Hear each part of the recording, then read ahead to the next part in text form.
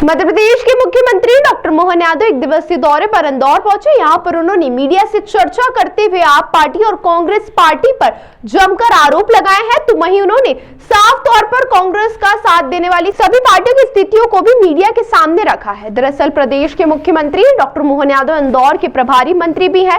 यहाँ पर तमाम विकासशील कार्यों पर उनकी बारीकी से नजर रहती है और इसी के चलते फिर एक बार उन्होंने इंदौर में अपना एक दिवसीय दौरा सुनिश्चित कर कई कार्यक्रमों में हिस्सा लेने के लिए पहुंचे। यहाँ पर उन्होंने मीडिया से चर्चा के दौरान कांग्रेस और आप पार्टी पर कई तरह के आरोप लगाए हैं।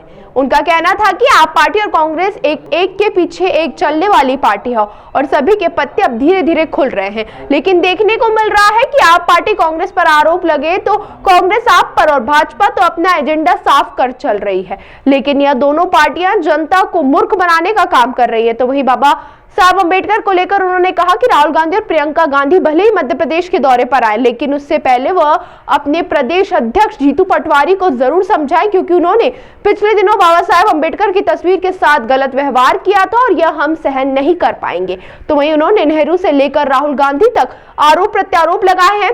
उनका कहना है कि कांग्रेस बुजुर्गों के सम्मान को हमेशा अपमान में बदलता है, चाहे नेहरू जी हो या फिर राहुल गांधी हो। देखिए, ये लोकसभा के चुनाव के समय से हम बोल रहे थे कि अल्टीमेटली आप पार्टी और कांग्रेस पार्टी ये जनता को मूर्ख बना रही है और मूल रूप से इनकी दोनों की भावना सिवाय भाजपा के ये एक ही मुंह से चलने वाले लोग हैं और वो एक एक करके पत्ते खुल रहे हैं कि अब कांग्रेस भाग रही है आपको छोड़ के और आप आरोप लग रही कांग्रेस पे।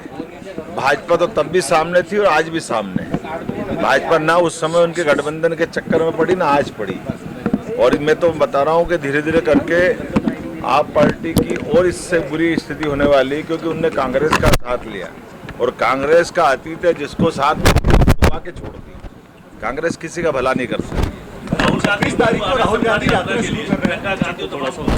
बड़े दुर्भाग्य के साथ कहना पड़ रहा है कि पहले आने के पहले राहुल गांधी जी कुछ दिल्ली से अपने प्रदेश इकाई के अध्यक्ष को समझाइश दे, माफी मांगे, कुछ कार्रवाई करे। इन्हें अपने घुटने पर रख करके अंबेडकर जी का अपमान किया, ये अत्यंत निंदनीय कदम था।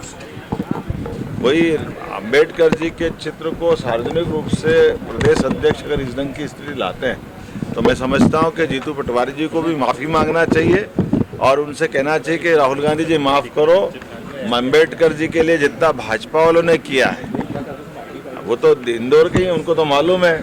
कांग्रेस ने पूरे शासनकाल में महू के लिए कभी अंबेडकर जी का जन्म स्थान नहीं माना, कभी उनने कोई मदद नहीं की, कभी जमीन देने का काम नहीं किया, और जब भाजपा ने उसको तीर्थ के रूप में डेवलप कर दिया तो अब उनको याद आ रहा है।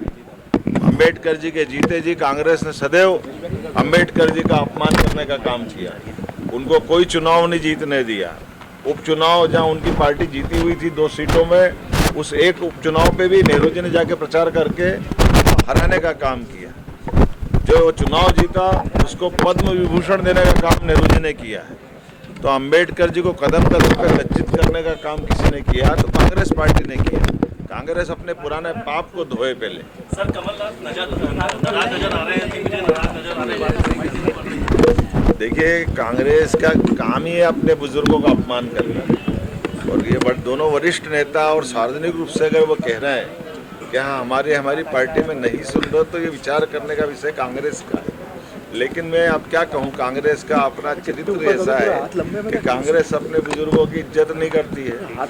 सीताराम केसरी के राष्ट्रीय अध्यक्ष के टाइम पे सार्वजनिक रूप से धोती खोलने का काम कांग्रेस के वरिष्ठ नेताओं ने किया।